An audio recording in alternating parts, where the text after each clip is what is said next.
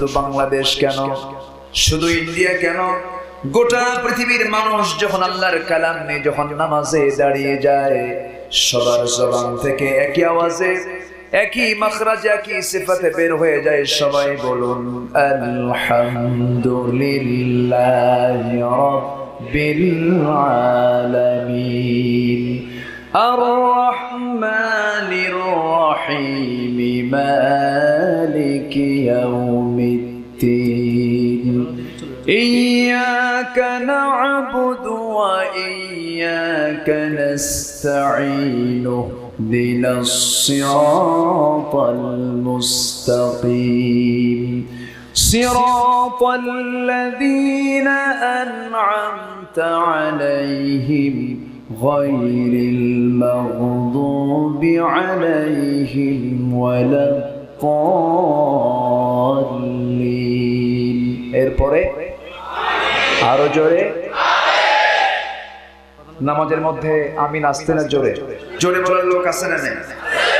আছে না নাই? যে জোরে বলবে তার আমরা পিটাবো নাকি? পিটাবো? কিছু বলবো? কেউ আমিন আসতে বলুক জোরে বলুক, এগুলো নিয়ে কোনো কথা বলার দরকার আছে? আমিন আসতে বললো সমস্যা নেই, জোরে বললো আপত্তি নাই। যদি কেউ নাও বলে, যদি কেউ হয়তো বললো না, তাও নামাজের কোনো ক্ষতি হবে না, নামাজ আদায় হয়ে যাবে। মুসলমানদের মধ্যে বিভাজন সৃষ্টির কিছু ষড়যন্ত্র আছে না নাই? আসতে বলবেন না, আছে না নাই? কালেমা কয়টা? মুসলমান জাতি কয়টা? আমার আল্লাহ কয়জন? আমার রাসূল কয়জন? তো এতগুলো দল কেন? আমরা এক প্ল্যাটফর্মে এক সুতার কাঠিতে আমরা আবদ্ধ হব, জোরে বলি ইনশাআল্লাহ। অনেক প্রোগ্রামে বলা হয় হুজুর স্লোগান দেওয়া যাবে না, কেন? হুজুর স্লোগান দিলে পরে ভয় লাগে, জঙ্গিবাদের গন্ধ পাওয়া যায়, কত কথা। অথচ আমি যখন মারপিট থেকে পৃথিবীতে এসেছি, আমার কানে দেওয়া হয়েছে কি আল্লাহু আকবার, কি বলা হয়েছে? আমি যখন দুনিয়া থেকে বিদায় হব, সামনে যখন লাশ রেখে জানাজা পড়বে, প্রথম তাকবীর কি? দ্বিতীয় তাকবীর কি? তৃতীয় তাকবীর কি? তাহলে জন্মের সময় আল্লাহু আকবার, মরার পরেও আল্লাহু আকবার। দুনিয়াতে দল করবার নিয়ে তোমার আল্লাহু আকবার আল্লাহু আকবার নাম আসে না, ওই দল করা যাবে না। দল করতে হবে কার? আল্লাহু আকবার। আজকে মুসলমান যদি এক প্ল্যাটফর্মে আসতো, এক সুতার কাঠিতে যদি আবদ্ধ হতো, বাতিল শক্তি অবশ্যই পরাজিত হতো। অতএব আমরা সকল দ্বন্দ্ব ভুলে গিয়ে আমরা সব হয়ে যাব কার দলের লোক? আমরা মুসলমান। আমরা কি মুসলমান? ধরবো আমরা কোরআন। কি ধরবো? কোরআন।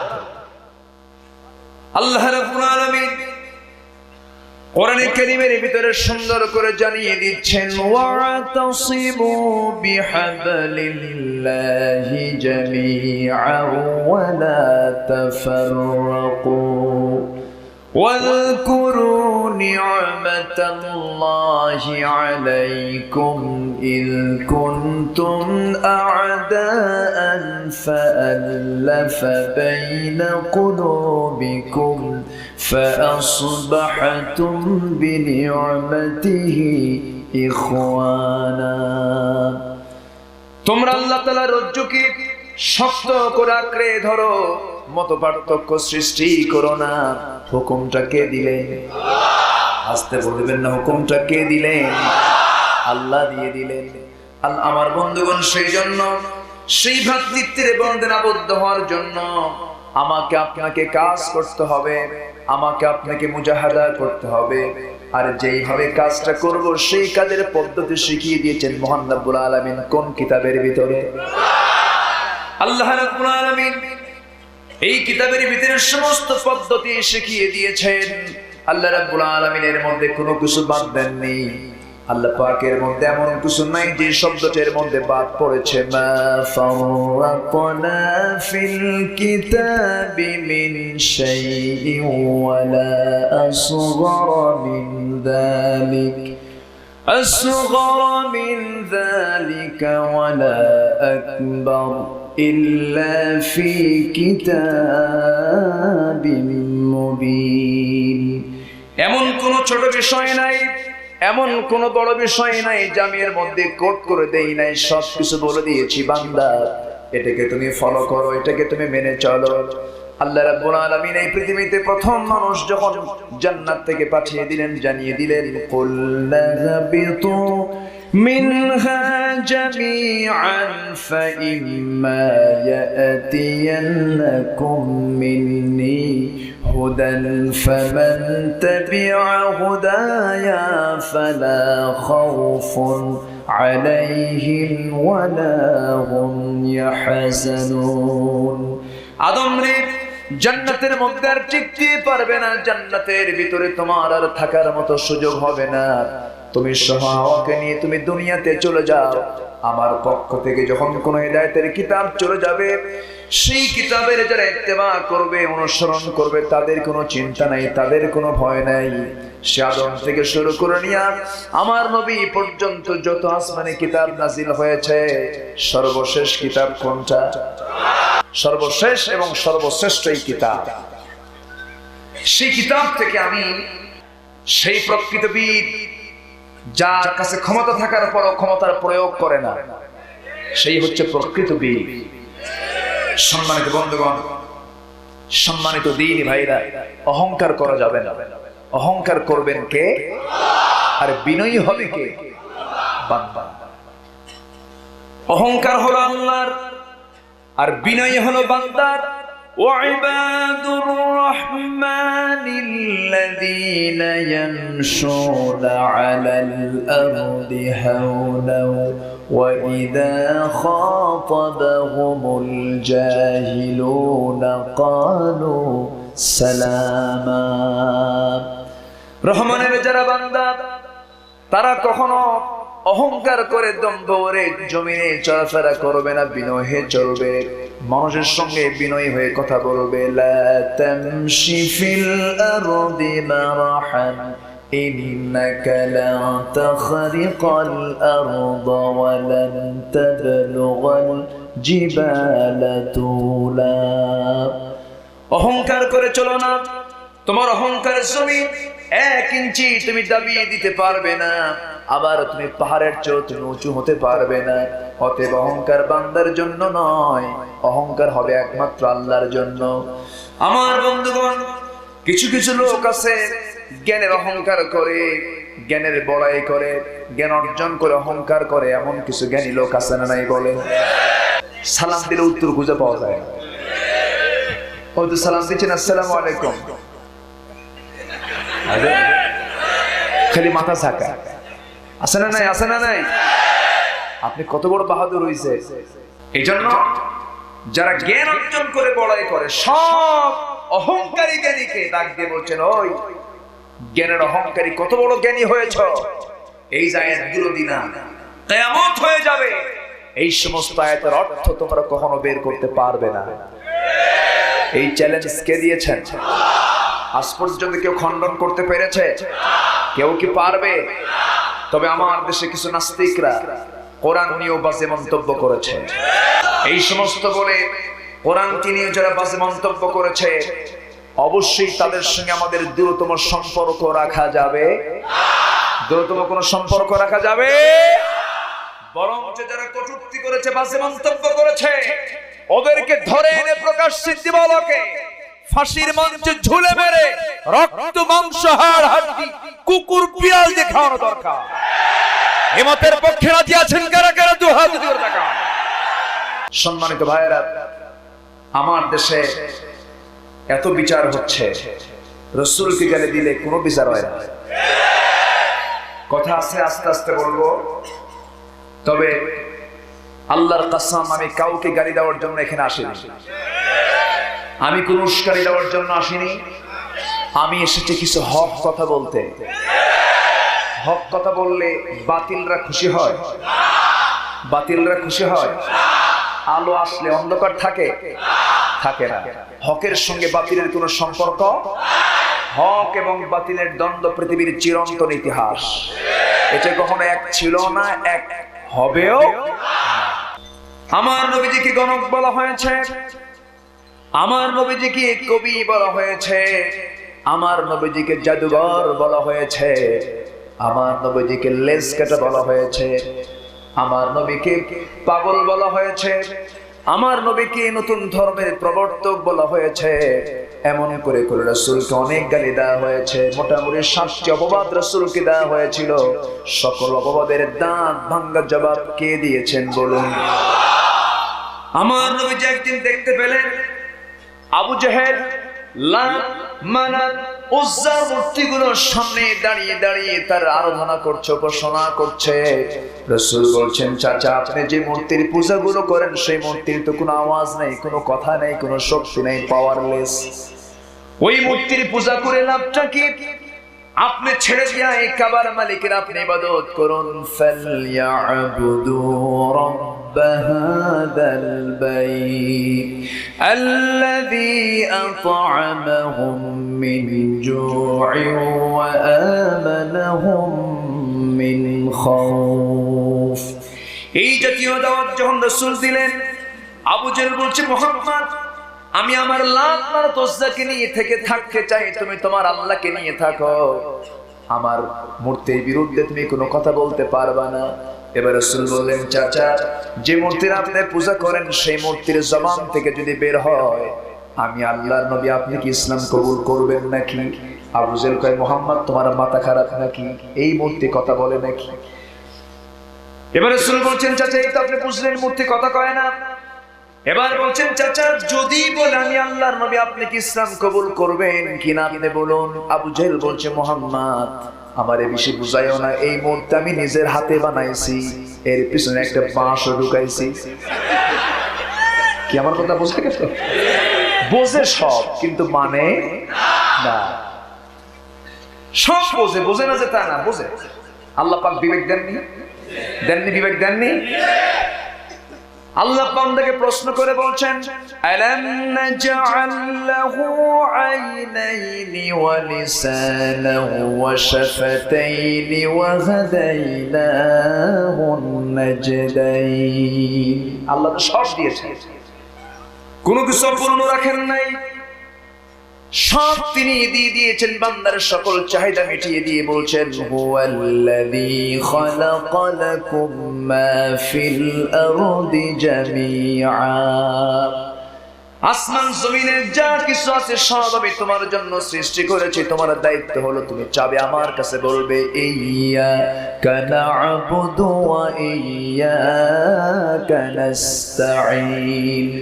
আল্লাহ তাআলা একমাত্র তোমার ইবাদত করি, তোমার কাছে সাহায্য চাই, তোমারই সিজদা করি। কারো সিজদা দেওয়া যাবে? কারো কাছে সিজদা দেওয়া যাবে? আমার দেশে আল্লাহর কাছে সিজদা ছাড়া আরো সিজদা আছে না নাই বলেন? আসতে বলেন, কে আছে না নাই? সোজা বাবাকে গিয়ে সিজদা মারে।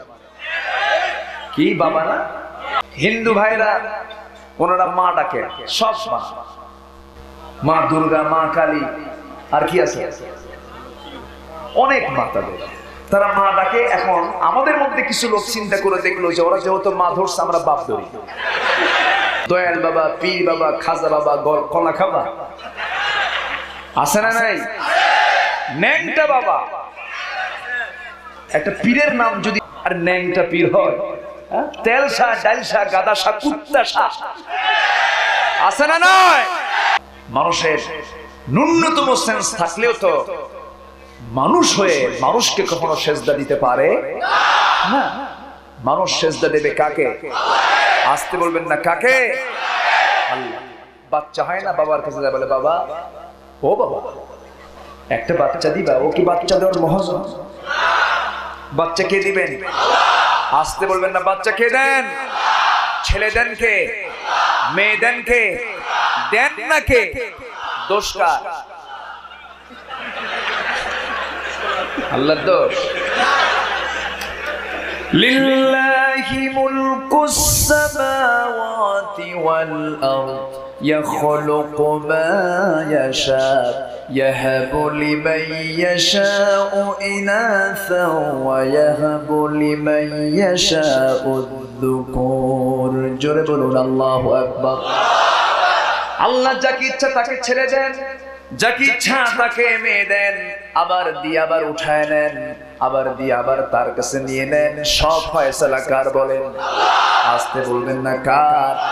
এই জন্য সন্তান হয় না, চাইবো কার কাছে? কার কাছে চাবো? আল্লাহর কি কারো কাছে চাওয়া লাগে নাকি?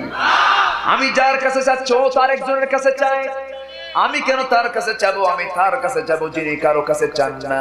কুল হুয়াল্লাহু আহাদ আল্লাহুস সামাদ লাম ইয়ালিদ ওয়া লাম ইউলাদ ওয়া লাম ইয়াকুল লাহু কুফুয়ান আহাদ।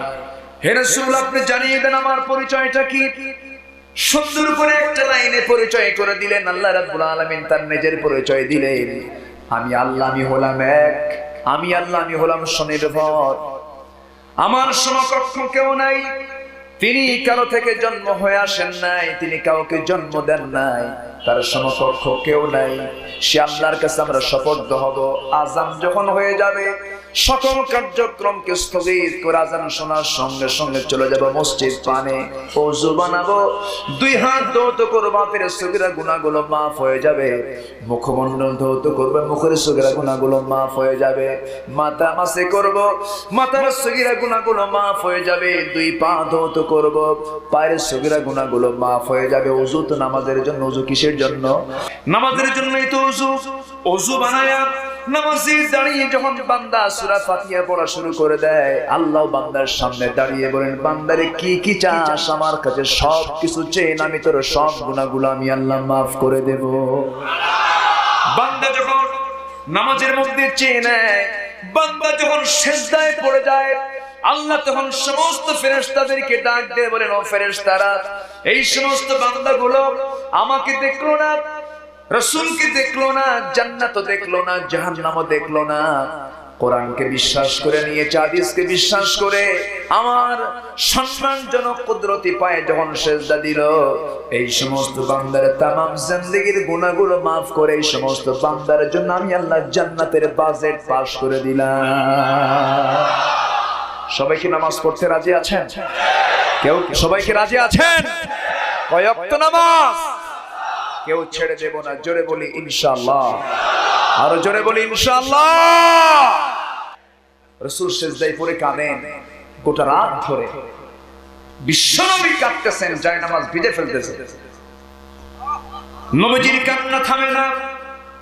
নবীজি কাঁদতে কাঁদতে অস্থির হয়ে গেলেন, চক্ষু লাল হয়ে গেল।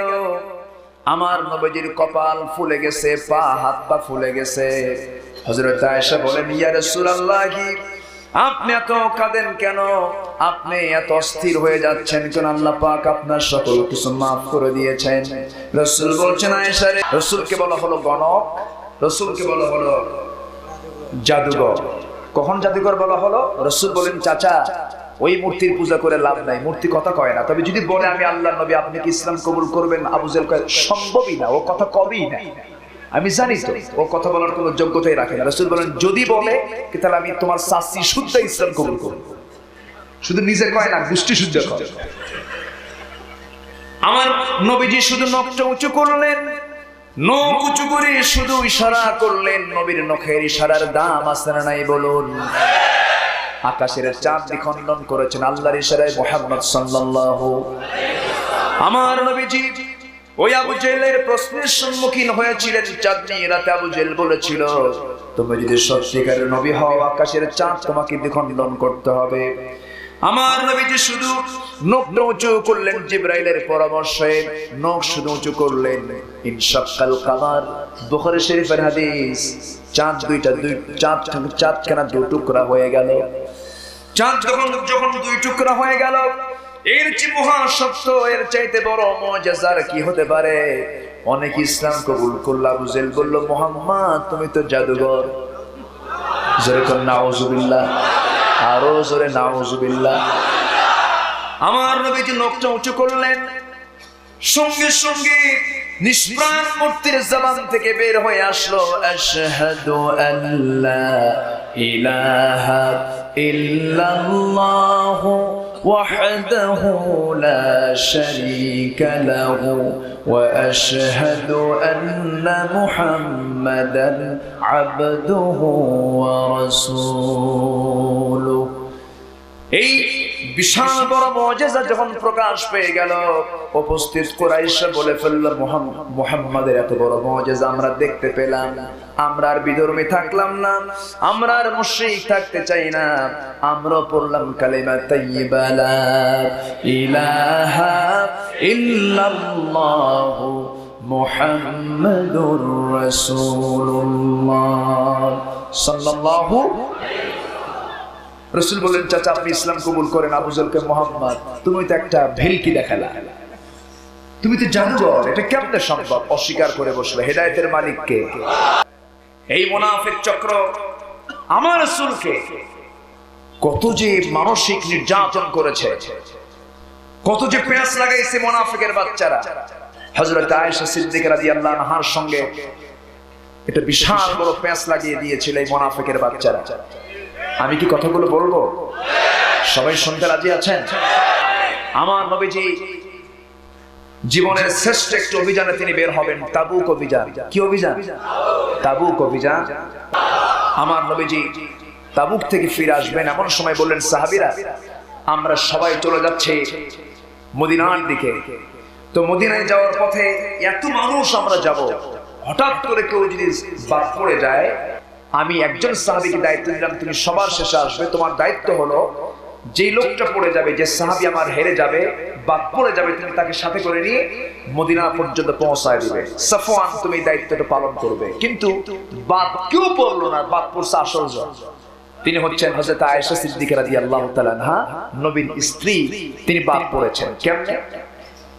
তিনি ছিলেন উটের পিঠে, হাওদার ভিতরে তিনি ছিলেন, হাওদার ভিতরে তিনি অবস্থান করছিলেন। যখন তিনি আস্তে আস্তে মাঝপথে প্রকৃতির ডাকে সাড়া দেওয়ার জন্য উটের পিঠ থেকে নেমে আসলেন, হাওদার ভিতর থেকে নেমে তিনি আড়ালে চলে গেলেন। যখন আসতে নিলেন, হঠাৎ করে তার গলায় ছিল ধার করে একটা গলার হার ছিল, হারটা পড়ে গিয়েছে। মনে মনে চিন্তা করলেন, এই হারটা আমার হার নয়, আবার তাকে আমি কেমনে দেব? সে হারটা আবার খোঁজার জন্য বের হয়ে গেলেন, আবার ওই দিকে চলে গেলেন, খুঁজতে খুঁজতে পেলেন ঠিক, কিন্তু এদিকে সে কাউকে পেলেন না, সব চলে গেছে। যে সাহাবী হযরত আয়েশার উটের দায়িত্বে ছিলেন, তিনি হাওদাটা যখন উটের পিঠে চড়াইয়া দিলেন, তিনি ভেবেছিলেন মনে হয় আয়েশা ভিতরে আছে। তিনি এত চিকন ছিলেন যে তিনি ভিতরে থাকলেও যে ওজন, না থাকলেও সে ওজন, খুব চিকন লিকলিকে মানুষ ছিলেন আয়েশা সিদ্দিকা রাদিয়াল্লাহু তাআলা আনহা। বাদ পড়ে গেলেন, কিন্তু এইদিকে সবাই চলে গেছে, কিন্তু আয়েশা সিদ্দিকা এসে যখন দেখলেন কেউ নাই, মাথায় কাপড় দিয়ে আস্তে করে পর্দার নিয়ম রক্ষা করে তিনি বসে গেলেন। কিছুক্ষণ পর একজন সাহাবী, নবীজির দায়িত্ব প্রাপ্ত একজন সাহাবী সাফওয়ান রাদিয়াল্লাহু তাআলা আনহু দূর থেকে পরখ করলেন কে যেন বসে আছে মাথায় কাপড় দিয়া। সামনে চলে গেলেন, সামনে গিয়ে যখন দেখতে পেলেন, দেখে তিনি চিনতে পারলেন, বলে ফেললেন, তুমি তো আয়েশা? হ্যাঁ আমি আয়েশা। আম্মা জান আপনি এখানে কেন বাদ পড়লেন? বিস্তারিত তাকে বলে দেওয়া হলো। তিনি বলছেন, আপনি কোনো চিন্তা করবেন না, আপনাকে আমি নিরাপদে রাতের ভিতরে সকালের মধ্যে আপনাকে নবীর ঘরে পৌঁছায় দেব। এই কথা বলে তাকে ঘোড়ার পিঠে চড়াইয়া নিয়ে নিরাপদে সকালবেলা নবীর ঘরে পৌঁছায় দিলেন।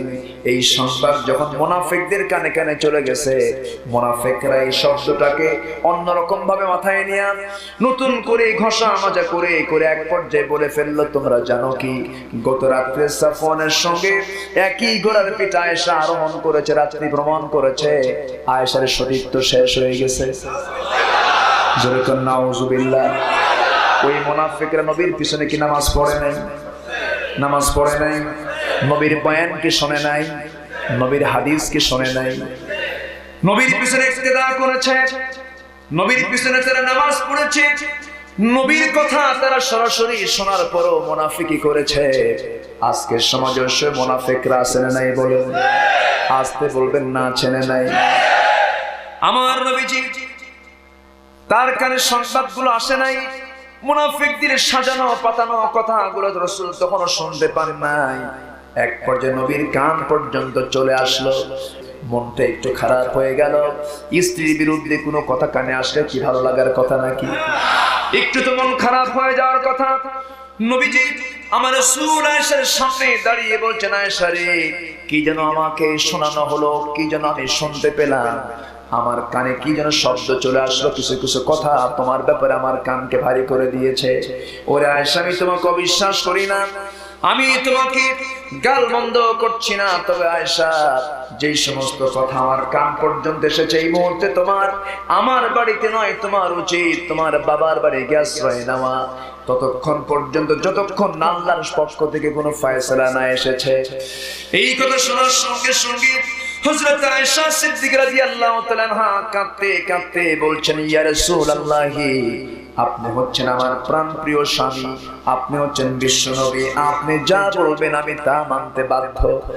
আমি চলে যাচ্ছি আমার বাবার বাড়িতে, তবে একটা কথা বলি ইয়া রাসূলুল্লাহি, আল্লাহর কসম করে বলি, আমার বিয়ের ফয়সালা তো দুনিয়ার কেউ করে নাই, আমার বিয়ের সিদ্ধান্ত হয়েছে আরশে, আমার বিয়ের সিদ্ধান্ত নিয়েছেন মহান রব্বুল আলামিন। যে মহান রব্বুল আলামিন আমার বিয়ের সিদ্ধান্ত নিয়েছেন, তিনি আমার এই চরম সংকট থেকে আমাকে মুক্তি দিয়ে দিবেন। হযরত আয়েশা নবীর সামনে থেকে বিদায় নিয়ে নিলেন। আমার নবী যদি গায়েব জানতেন, তিনি তো বলতেন, আয়েশা তোমার কিছু হয় নাই, বলতেন না? এখান থেকে একটা বিষয় স্পষ্ট হলো, গায়েবের মালিক কে? আসতে বলবেন না, গায়েবের মালিক কে? আমার নবীজি বললেন, আয়েশা তুমি তোমার বাবার বাড়ি চলে যাও। হযরত আয়েশা সিদ্দিকা রাদিয়াল্লাহু তাআলা আনহা নবীজির কথা মতো চলে আসেন বাবার বাড়িতে। বাবা আবু বকর সিদ্দিক রাদিয়াল্লাহু আনহু আয়েশার সঙ্গে তেমন করে ভালো করে কথা বলেন না, তিনিও মন খারাপ করে আছেন, তিনিও মনক্ষুণ্ণ হয়ে আছেন। হযরত আয়েশা সিদ্দিকা রাদিয়াল্লাহু তাআলা আনহা, তিনি খাওয়া দাওয়া বন্ধ হয়ে গেল, তার নামাজ কালাম এত লম্বা লম্বা করা শুরু করে দিলেন, গভীর লম্বা লম্বা সিজদা দিতে শুরু করলেন। কাঁদতে কাঁদতে চিন্তা করতে করতে এক পর্যায়ে দেখা গেল চিকন লিকলিকে হয়ে গেলেন, শুকায় গেলেন, স্বাস্থ্যহীন হয়ে গেলেন। হযরত আয়েশা এইদিকে কাঁদেন। আমার নবীজি রাত্রিবেলা যখন বিছানায় চলে যান, রাতের বেলা ঘুমাতে যান, বাম হাত জাগায় দেন আয়েশার জন্য, আয়েশা তো নাই, বুকটা নবীজির খান খান হয়ে যায়। নবীজির চোখের পানি দিয়া গোটা বালিশ ভিজে যায়, গোটা রাত নবীজির কোনো ঘুম নাই, চরম মানসিক যন্ত্রণার মধ্যে তার দিনাতিপাত হচ্ছে। রাসূল কাঁদেন, আয়েশাও কাঁদেন, আর মুনাফিকরা হাসে। এখনো মুনাফিক কিছু আলেমদের দুঃখে হাসে না? নাই? হাসে কিনা কান্দে? হাসে না? হাসার লোক আছে না? নাই? বলে দোষ না থাকলে কি শাস্তি হয়? মুনাফিকের বাচ্চা হাসতে কাবেন না, জোরে গান ঠিক কিনা? আমার নবীজি টেনশন করছেন, ওইদিকে আয়েশাও টেনশন করছেন। আয়েশা বলেন, আমি 9টি কারণে শ্রেষ্ঠ, আল্লাহ পাক আমাকে শ্রেষ্ঠত্ব দান করেছেন। এক নাম্বার কারণ হলো, আমার বিয়ের ফয়সালা দুনিয়ার কেউ করে নাই, আমার বিয়ের সিদ্ধান্ত নিয়েছেন আরশের মালিক মহান রব্বুল আলামিন। আমার চেহারাকে বেহেশতের মালিক করে নবীজির সামনে জিবরাইল হাজির করে বললেন, ইয়া রাসূলুল্লাহি, আপনি আয়েশা নামের মেয়েটাকে বিয়ে করেন। রাসূল তখন সিদ্ধান্ত নিয়েছেন, আমার বিয়ে হলো 9 বছরে, 9 বছরে বিবাহ হয়েছে আমার, 13 বছরে নববধূ হয়ে নবীর ঘরে পদার্পণ করেছি। নাম্বার 4 হলো, আমি একমাত্র কুমারী স্ত্রী ছিলাম নবীর জীবনে। নাম্বার 5 হলো, আমি জিবরাইলকে নিজের চোখে দেখতে পেরেছি।